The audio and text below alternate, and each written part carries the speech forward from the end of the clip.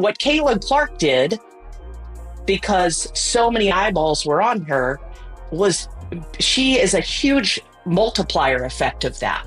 I see a lot of players wanting to go, in this offseason, a lot of players are going to want to go to the Fever. Picture this year at an Indiana Fever game, and the crowd goes wild as Caitlyn Clark, Kelsey Mitchell, Aaliyah Boston, Lexi Hull, and Sada Sali take the court together. Sounds too good to be true. Trying to think of who potentially could be in their plans. Like, obviously Satu Sabali is a potential player who you can get via some sort of trade. GM Amber Cox just gave an interview that has fans buzzing about this exact scenario. Let's break down what she said and why it's got everyone thinking the Fever might be building a WNBA super team. The new GM did not hold back on this one, and we're covering it all in this video, talking about Clark's Time Magazine Athlete of the Year honor free agency, and what the Fever are doing to make them a championship team. Are you ready? Let's go. We're obviously at this very pivotal time in the WNBA, and obviously led by the Indiana Fever.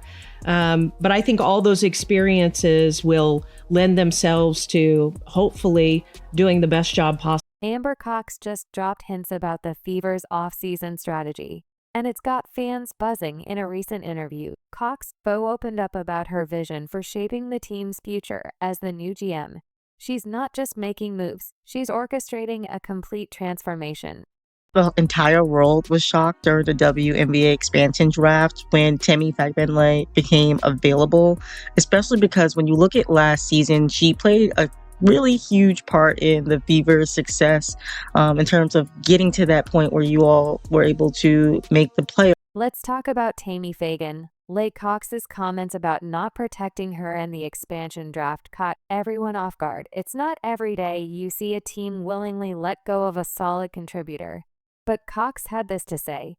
Part of an overall plan, which hopefully everyone will see unfold throughout the offseason. This group obviously built great camaraderie in the second half of the season, so that was not an easy decision. It's clear there's more to this story than meets the eye. Here's where things get really interesting. Cox hinted at a bigger plan for the Fever she teach fans with.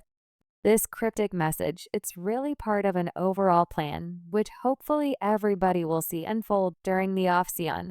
What could she be up to? Is there a blockbuster trade in the works? Or maybe a high-profile free agent signing? Cox isn't new to this game. She's got a track record of success in the WNBA, having helped guide the Phoenix Mercury to 2 championships. Her experience shines through in her approach to building a winning culture. She's focused on creating a team identity, emphasizing the need to improve defensively. We're still developing the identity. Getting better on the defensive side of the ball will help shape who we become over the next year or two, Cox explained.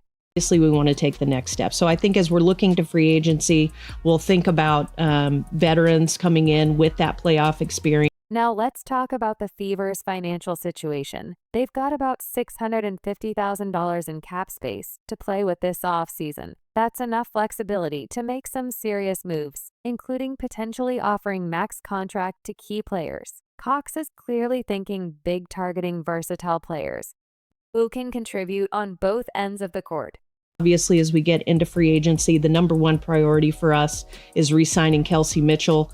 I think that backcourt was about as lethal as we've seen in the WNBA, and I'm talking maybe in history in the second half of the season. But the biggest news, it's all about Kelsey Mitchell. Cox put all the rumors to rest, stating clearly, "We want Kelsey back.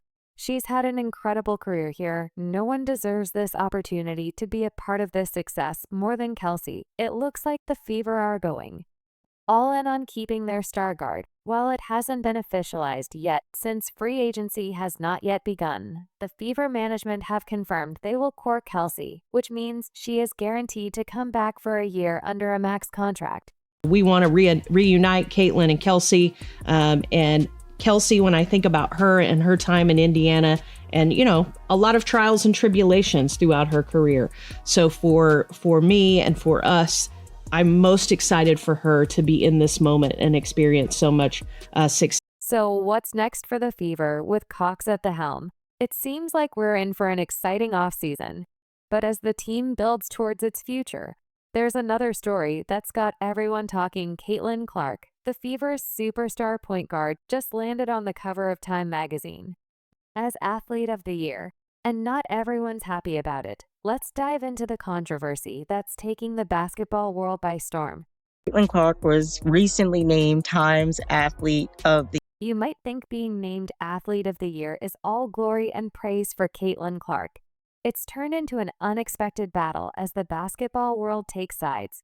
One voice is cutting through the noise, with a perspective that might change how you see this whole situation. Caitlyn Clark's appearance on the cover of Time magazine as Athlete of the Year should have been a moment of celebration for women's basketball. Instead, it sparked a fierce debate that's exposed deep divisions in the sport. At the center of this controversy, Washington Mystics co-owner Sheila Johnson. And Washington Mystics co-owner Sheila Johnson, responded to that by saying, I think the WNBA in its entirety should have been. Johnson didn't hold back criticizing Time's decision to feature Clark alone on the cover. She argued that the entire WNBA should have been recognized. Instead, when you just keep singling out one player, it creates hard feelings. Johnson said her words hit like a thunderbolt, sending shock waves through the basketball community. Because when you just keep singling out one player, it creates hard feelings. The backlash was immediate. Fans, players, and analysts jumped to Clark's defense, praising her incredible achievements and the spotlight she's brought to women's basketball. Others sided with Johnson, arguing that focusing too much on one player could overshadow the league's collective success. You respond to those comments, and do you think the award should have been given to the entire WNBA rather than Caitlyn Clark individually? I think Caitlyn Clark deserved that award. But amidst all the noise, one voice stood out. Amber Cox, the Indiana Fever's GM. Cox stepped up to defend Clark, and her words pack a punch. She didn't stop there, explaining how Clark's impact goes far beyond just her on-court performance. Because she has so many fans, and you saw it across arenas, people are moving games because so many people wanted to see her. Cox painted a vivid picture of Clark's influence, saying what Caitlyn Clark did because so many eyeballs were on her. She's a huge multiplier effect of the league's current growth. It's not just empty praise. Cox backed it up with a real-life example that shows just how powerful the Caitlyn Clark effect really is. And the story you'll hear next will definitely warm your heart if you've made it this far and are enjoying the video. Don't forget to like, subscribe, and turn on all notifications. We know watching this video takes some of your time, and we appreciate. Now back to the action. We've never seen anything like Caitlyn Clark. Caitlyn Clark is a superstar, not a female superstar. She is a superstar. We were coming to see Caitlyn Clark play. She moves the needle. The WNBA has been looking for someone who moves the needle. Picture this: a couple shows up to a game drawn in by the buzz around Clark. They're casual fans, maybe even first-timers by the end of the night. They're walking out with season tickets. That's the kind of impact Clark is having, turning curious onlookers into die-hard supporters with a single game. Cox didn't ignore other rising stars like Angel Reese and Cameron Brink. She gave them their due, acknowledging their contributions to the sport. I don't take anything away from other players that brought more eyeballs. Angel, Cameron, right? The identity and how much brand recognition these players now have in college absolutely helped the WNBA. But when it comes to Clark, Cox didn't mince words. We've never seen anything like Caitlyn Clark. It's a bold statement, but one that's hard to argue with given Clark's record-breaking performances and the attention she's brought to women's basketball as the Fever gear up for what could be a transformative offseason. The question on everyone's mind is, how will Clark's star power impact the team's strategy? Speaking of strategy, remember that bigger plan Cox hinted at earlier? Well, it looks like we're about to get our first glimpse of what she had in mind. The Fever just made a move that's left fans scratching their heads, and it might be the key to understanding Cox's master plan for the team's future. Do you want to hear what's next? specifically has such a unique skill set. She loves to run, just incredible vision. Stephanie White sat down right where you are and said, we want to run. So how much are you thinking about the fit here as you close in on free agency? It's the most important thing, right? You've got to get the players that fit with the system Stephanie wants to have on the floor. Last season, she was a solid contributor, averaging 6.4 points and 5.7 rebounds per game. Her ability to run the floor with Caitlyn Clark created a dynamic duo that helped push the Fever into playoff contention. And let's not forget, Tam's been a Clark supporter since day one, but now Fagman lays heading to the Golden State Valkyries, leaving Fever fans wondering what's going on. So her ability to run the floor with Caitlyn Clark and how their games complemented each other. When we think about, that expansion draft, what was the thought process in making her available? The decision to leave Fagan lay unprotected in the expansion draft sparked intense debate among fans. Some argued her experience and locker room presence were too valuable to lose. Others speculated this might be part of a larger strategy to free up cap space for a big free agent signing. Social media lit up with theories from trade rumors to concerns about team chemistry. It's clear the Fever's front office grappled with the choice, weighing Fagman-Lay's contributions against their long-term vision for the team. Draft is difficult. It's hard to lose a player. 6 is not very many when you think about protecting anybody. Fagman-L's exit leaves a noticeable gap in the Fever's roster. Her versatility as a forward who could score, rebound, and block shots will be missed. The team now faces the challenge of finding a player who can fill multiple roles and maintain the chemistry that propelled their late season. Surge, could the Fever be eyeing a high-profile free agent to bolster their front court? Or perhaps they're looking to package their newfound cap space with draft picks, or maybe even Nalisa Smith for a blockbuster trade. The possibilities seem endless, and Cox's confident tone suggests she's holding some. Pretty good cards, it's clear. The Fever are thinking long-term, willing to make tough choices now for future success. It's not easy. You never like to see a player leave. Temi was obviously an incredible piece to the success last year. But again, it's the price we pay for growth. We're really excited for Golden State to come online. And certainly it was a decision we made, but a decision that wasn't in a vacuum, part of an overall strategy that hopefully everyone will see unfold. As the dust settles on Lay's departure, all eyes turn to the Fever's next move. With the free agency period looming, rumors are swirling about potential targets. Who will the Fever pursue to fill the gap left by Bennell? And how will this mystery player fit into Cox's grand vision? For the team's future, one thing's for sure, the Indiana Fever are just getting started, and the best may be yet to come. The entire world was shocked during the WNBA expansion draft when Temi Fagbenley became available, especially because when you look at last season, she played a really huge part in the Fever's success in terms of getting to that point where you all were able to make the playoffs. Free agency fever has hit Indiana, and the symptoms are intense speculation and sky-high expectations. Could the Fever be on the verge of a move that would send shockwaves through the league? Let's break down the clues and see where they lead. The Fever's roster is already shaping up to be formidable with an all-star trio of Caitlyn Clark, Aaliyah Boston, and Kelsey Mitchell, as well as rising star Lexi Hull.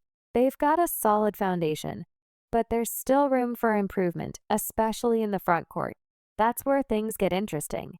Is the most important thing. You got to have somebody that can run up and down the floor and catch those passes. Caitlyn's going to be. Rumors are swirling about potential free agent targets, and one name keeps popping up. Saw the Dallas Wing star is entering free agency, and she's caught the eye of Fever fans and management alike. Sahal averaged an impressive 17.9 points per game last season and shot a blistering 45.2% from three-point range. Her athletic ability and length make her versatile, both in the offense and defensive ends of the floor. Talk about a perfect fit for the Fever system. But it's not just her stats that have people talking. Sabali has been engaging with Fever fans on social media, liking comments suggesting she should team up with Caitlyn Clark in Indiana. Is this a sign of things to come, or just playful social media banter? So it's a lot of movement for me this offseason. The decision to change teams. Yeah, so I'll be a free agent.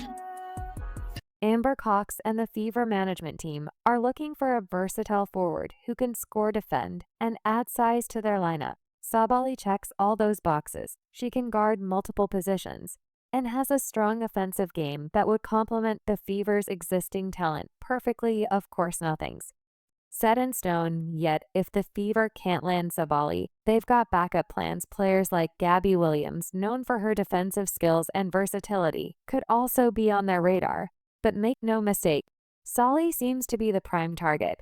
And let's not forget that GM Amber Cox used to be Saw's boss, and that Saw is signed with the same sports agent as Beaver star Raya Boston. Tonight, Williams slips the pen. Oh, Satu! Get that egg out of our basket. Dallas needed a little bit of juice, a little bit of energy right there. Thank you for that. The potential impact of adding a player like Saw to this Fever roster is huge. Imagine a lineup with Clark's playmaking, Boston's inside presence, Mitchell's scoring, and Saw's all-around game. That's not just a good team, that's a championship contender. A position where you can add some pieces.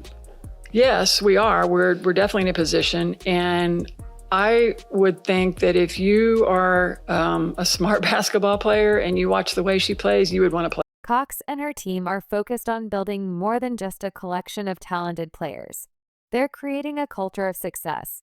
Adding a player of Sabale's caliber would be a massive step in that direction. If the Fever pull off this free agency coup, it could reshape the entire WNBA landscape. We're talking about a team that could go from lottery picks to title favorites in the span of one off-season. The rest of the league would have to take notice and step up their game as we wait for free agency to officially kick off. One thing's clear, the Indiana Fever are done being underdogs. They're building something special, and the basketball world is on high alert. The question now is, will their bold strategy pay off with a championship run? Quality depth is going to be important. When you have a core three like we have, surrounding them with players who are going to fill the roles, certainly, first and foremost, who are going to embrace the roles, secondly, and who give us the best opportunities for success by complementing what they do really, really well. The Indiana Fever are on the brink of something special. Amber Cox's master plan is coming together piece by exciting piece with Caitlyn Clark, Aaliyah Boston, Lexi Hull, and Kelsey Mitchell. The Fever's core is already turning heads, but the potential addition of a star like Satu Sabally that could take this team from promising to downright dangerous. That's not just a good team. That's a squad that could compete for a title. Right now, the excitement in Indiana is palpable. Fans are buzzing about the possibilities, and the rest of the league is taking notice. The Fever are no longer content with being an afterthought. They're aiming for the top, and they're not being subtle about it. So here's the million-dollar question. Are we witnessing the birth of the WA's next dynasty? The pieces are falling into place. The talent is as undeniable. Now it's just a matter of turning potential into championships. The ride's about to get wild. Are you ready? Let us know in the comments, like, subscribe, and turn on all notifications so you never miss out. Click the video on the screen, and we will see you in the next one.